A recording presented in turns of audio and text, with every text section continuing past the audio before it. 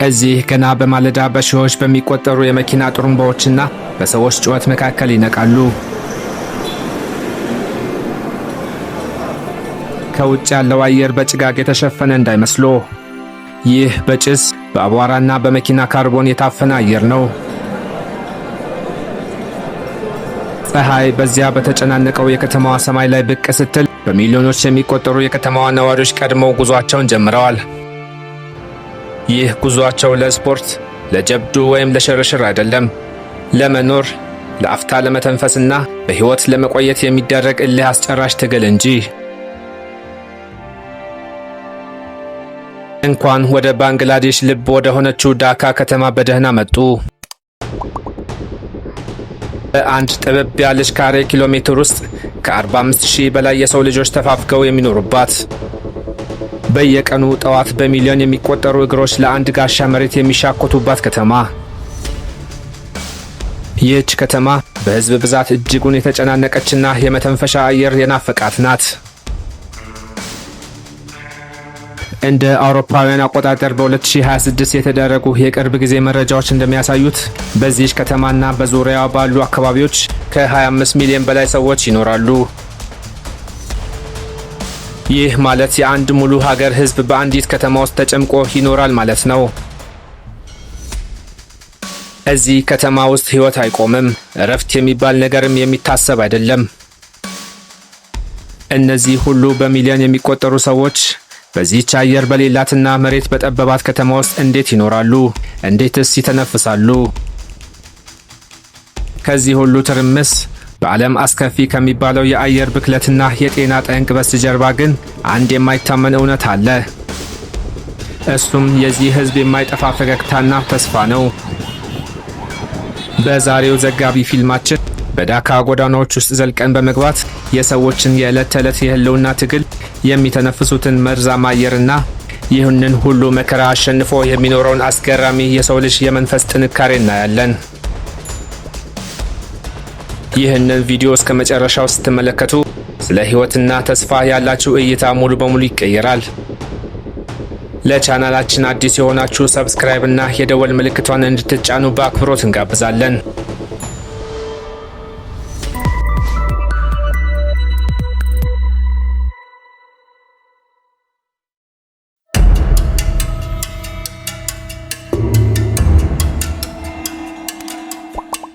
ባንግላዴሽ በደቡብ ኤስያ የምትገኝ በወንዞች የተከበበች ግን ደግሞ ለአየር ንብረት ለውጥ እጅግ ተጋላጭ የሆነች ሀገር ናት።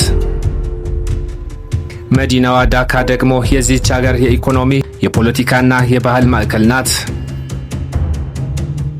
በ2026 መረጃ መሰረት የአካባቢዋ የህዝብ ብዛት ከ25.3 ሚሊዮን በላይ ደርሷል። ከተማዋ በየዓመቱ በአማካይ በ3 በመቶ ፍጥነት እያደገች ነው። ይህ ማለት በየዓመቱ ወደ ግማሽ ሚሊዮን የሚጠጋ አዲስ ህዝብ ወደዚህ ከተማ ይጎርፋል ማለት ነው። ለመሆኑ ይህ ሁሉ ህዝብ ከየት መጣ? ለምንስ ወደዚህ ይመጣል? ምላሹ ቀላል ነው። የአየር ንብረት ለውጥና የኑሮ ዋስትና ማጣት። በባንግላዴሽ ገጠራማ አካባቢዎች በየዓመቱ በሚከሰተው የጎርፍ መጥለቅለቅ፣ የባህር ወለል መጨመርና የሳይክሎን አውሎ ንፋሶች ምክንያት በሚሊዮን የሚቆጠሩ አርሶ አደሮች መሬታቸውንና ቤታቸውን ያጣሉ። ለእነሱ የተረፈችው ብቸኛ የህልውና ገመድ ዳካ ናት። ዳካ ከደረስኩ ሥራ አላጣም አልራብም የሚለው እምነት በየቀኑ በሺዎች የሚቆጠሩ ሰዎችን በባቡር ጣሪያ ላይ አጋድሞ በጀልባዎች አጣብቆ ወደ ከተማዋ ያመጣቸዋል። ነገር ግን ከተማዋ ይህንን ሁሉ ህዝብ መሸከም የሚያስችል አቅም የላትም። መሰረተ ልማቷ ተጨናንቋል።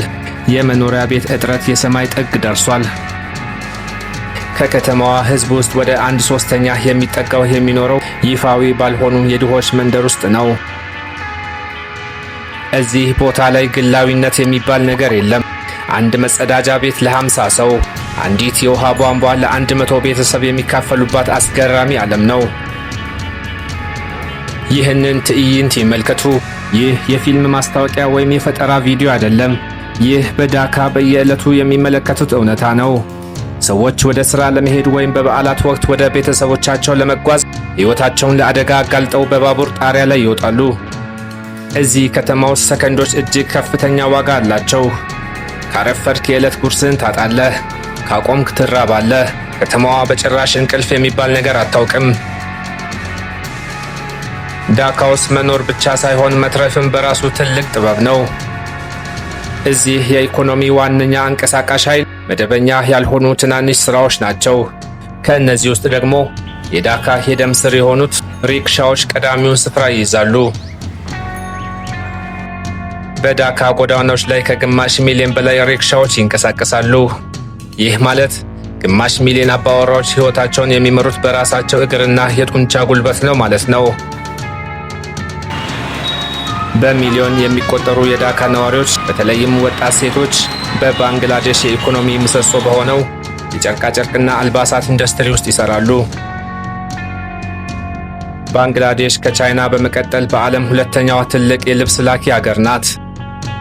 እርስዎ ሀገር ቤት ወይም በአውሮፓና አሜሪካ ሆነው የሚለብሱት ቲሸርት ምናልባትም የተሰፋው እዚህ ዳካ ውስጥ ባሉ ጠባብና ሙቅ ፋብሪካዎች ውስጥ ሊሆን ይችላል።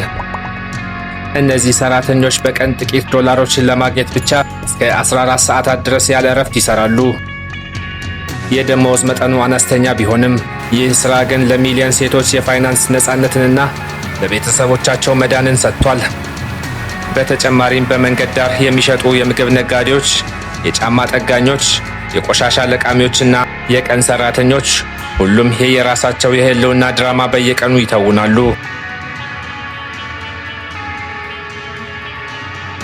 በዳካ ውስጥ ሥራ መናቅ የለም። ማንኛውም ነገር ወደ ገንዘብ ሊቀየር ይችላል። ማንኛውም ትጋት ሕይወትን ሊያቆይ ይችላል። ነገር ግን ይህ ሁሉ የህልውና ትግል ትልቅ ዋጋ ያስከፍላል።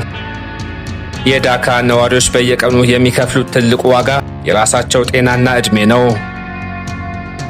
እንደ አውሮፓውያን አቆጣጠር በ2026 ዳካ በዓለም አስከፊ ከሚባሉ የአየር ብክለት ሰለባ ከተሞች መካከል በቀዳሚነት ትጠቀሳለች።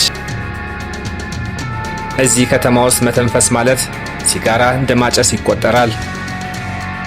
ከአየሩ በባሰ ሁኔታ ደግሞ የከተማዋ የውሃ አካላት በተለይም የቦሪንጋ ወንዝ የኢንዱስትሪ ቆሻሻዎች ማከማቻ ሆኗል። በአንድ ወቅት የከተማዋ የህይወት ምንጭ የነበረው ወንዝ ዛሬ በኬሚካሎች ተበክሎ ጥቁር ቀለም ይዟል። ንጹህ የመጠጥ ውሃ ማግኘትም ለብዙሃኑ ቅንጦት ሆኗል። ለመሆኑ ይህንን መርዛማ አየር የሚፈጥረው ምንድን ነው? የአየር ብክለቱ ዋነኛ ምንጮች 3 ናቸው። አንደኛው ከተማዋን ለመገንባት የሚያስፈልጉ ጡቦችን የሚያመርቱት በሺዎች የሚቆጠሩ የጡብ እቶኖች ናቸው። እነዚህ እቶኖች ዝቅተኛ ጥራት ያለው የድንጋይ ከሰል ስለሚጠቀሙ መርዛማ የሆነውን የፒኤም ጥቃቅን ቅንጣቶችን ወደ አየሩ ይለቃሉ። ሁለተኛው ደግሞ የትራፊክ መጨናነቅና ያረጁ መኪናዎች የሚለቁት ጭስ ሲሆን በሺዎች የሚቆጠሩ ናፍጣ የሚጠቀሙ አውቶቡሶችና የጭነት መኪናዎች ያለምንም ቁጥጥር ለ24 ሰዓት መርዝ ይተፋሉ። ሌላኛው ደግሞ በየቦታው የሚደረጉ ያልተገደቡ የግንባታ አቧራዎችና የደረቅ ቆሻሻዎች ማቃጠል ናቸው። የሚገርመው ነገር ግን ሰዎች ይህንን መርዝ እየተነፈሱም ቢሆን ስራቸውን አያቆሙም። ብዙዎቹ የሪክሻ ነጂዎችና የመንገድ ዳር ነጋዴዎች ቀጭን የጨርቅ ማስክ እንኳን ማድረግ አይችሉም ወይም ስለ ብክለቱ ግድ የላቸውም። ምክንያቱም ለእነሱ የዛሬው ረሃብ ከነገው የሳንባ ካንሰር የበለጠ አስፈሪ ነው። ከአየሩ ብክለት በተጨማሪ የዳካ የውሃ አካላትም ሌላው ታላቅ ስጋት ናቸው። የከተማዋ የህይወት መስመር የሆነው ቦሪንጋ ወንዝ አሁን ላይ ባዮሎጂካዊ በሆነ መልኩ የሞተ ወንዝ ተብሎ ይፈረጃል። በውስጡ ምንም አይነት ዓሳ ወይም ህይወት ያለው ነገር አይገኝም። የፋብሪካዎች መርዛማ ኬሚካሎች፣ መርዛማ አሲዶችና የከተማዋ ፍሳሽ ቆሻሻ ሁሉ የሚፈሰው ወደዚሁ ወንዝ ነው። ይህ ውሃ ወደ ከርሰ ምድር ውስጥ በመስረግ ከተማዋን የመጠጥ ውሃ ጭምር በመበከል ላይ ይገኛል። ታዲያ በእንደዚህ አይነት ሁኔታ ውስጥ የሚኖር ህዝብ አማካይ ህይወት ዘመኑ ስንት ሊሆን ይችላል? የ2026 ወቅታዊ መረጃ እንደሚነግረን ምንም እንኳን ዳካ በከፍተኛ ብክለትና መጨናነቅ ውስጥ ብትገኝም በባንግላዴሽ አጠቃላይ የጤና አጠባበቅ መሻሻልና የህፃናት ሞት መቀነስ ምክንያት የሀገሪቱ አማካይ የህይወት ዘመን 73 ዓመት አካባቢ ደርሷል። ነገር ግን በራሷ በዳካ ከተማ ውስጥ ባሉ ድሆች መንደሮች ውስጥ ይህ ቁጥር እጅግ ያነሰ ነው። ይህም ትልቅ ተቃርኖን ይፈጥራል። በአንድ በኩል ከተማዋ ሰዎችን በበሽታ ትቀጣለች፣ በሌላ በኩል ግን የሰዎቹ ጠንካራ የመከላከል አቅምና ለሕይወት ያላቸው ጉጉት በሚያስደንቅ ሁኔታ ረጅም ዕድሜ እንዲኖሩ ያደርጋቸዋል። ይህ እንዴት ሊሆን ቻለ? የዚህ ዘጋቢ ፊልም ዋና ሚስጥር የሚገለጠው አሁን ነው። በየትኛውም የዓለም ክፍል ያሉ የቪዲዮ ባለሙያዎች ወደ ዳካ ሲመጡ አንድ የሚገርማቸው ነገር አለ። በዚህ ሁሉ መጨናነቅ፣ በዚህ ሁሉ ድህነትና መርዛማ አየር ውስጥ ነዋሪዎቹ ግን ሲያጉረመርሙ አይታዩ። ፊታቸው ላይ ቁጣ ወይም ጥላቻ አይነበብም። ይልቁንም የሚለግሱት ያ የማይጠፋው ንጹሕ ፈገግታቸው ልብን ይነካል።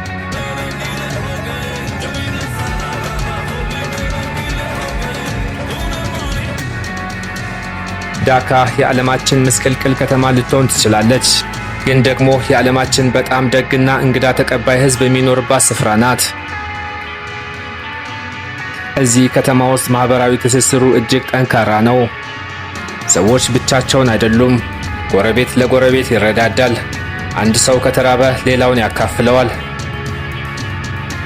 ይህ የጋራ ህልውና መንፈስ ነው ከጭንቀትና ከስነ ልቦና ስብራት የሚጠብቃቸው። ባንግላዴሾች በአንድ ነገር ያምናሉ። ዛሬ ያልፋል፣ ነገ ደግሞ የተሻለ ቀን ይመጣል።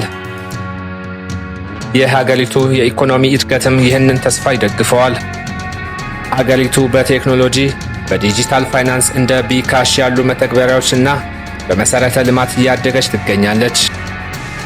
አዲሱ የዳካ ሜትሮ ባቡር አሁን ላይ የተወሰነ የትራፊክ መጨናነቅ መቅረፍ ጀምሯል። ሰዎች የተሻለች ከተማን ለልጆቻቸው ለመተው ሌት ተቀን ይሰራሉ። ዳካ የመከራና የደስታ፣ የጭስና የፈገግታ፣ የጥበብና የትርምስ ስፍራ። ይህች ከተማ የሰው ልጅ በማንኛውም አስቸጋሪ ሁኔታ ውስጥ የመላመድና የመኖር አቅም እንዳለው የምታሳይ ሕያው ላቦራቶሪ ናት። ዳካን ስንመለከት የራሳችንን ሕይወት እንድንገመግም ያደርገናል። እኛ ባለን ጥቂት ነገር እያማረርን፣ እነዚህ ሰዎች ግን ምንም በሌላቸው ስፍራ ንጹሕ አየር በናፈቃቸው ከተማ ውስጥ ሆነው ሕይወትን በፍቅርና በተስፋ ያከብሯታል። ውድ ተመልካቾቻችን ይህንን አስገራሚ የዳካ ጉዞ ከእኛ ጋር ስለተከታተላችሁ ከልብ እናመሰግናለን። የዛሬው ዘጋቢ ፊልማችን ምን አስተማራችሁ? በዳካ ነዋሪዎች ጥንካሬስ ምን ተሰማችሁ? አስተያየቶን በኮሜንት መስጫው ላይ አስፍሩልን። ይህንን የመሰሉ ዓለምን የሚያስሱ ጥልቅና አስተማሪ ታሪኮች የያዙ ዘጋቢ ፊልሞች በየጊዜው እንዲደርሷችሁ ቻናላችንን ሰብስክራይብ ያድርጉ። የደወል ምልክቷንም መጫን አይርሱ። ቪዲዮውን ከወደዳችሁት ላይክና ሼር በማድረግ ለወዳጆቻችሁ አጋሩት። እስከሚቀጥለው ዘጋቢ ፊልም ድረስ ሕይወትን በተስፋና በፈገግታ ሙሏት።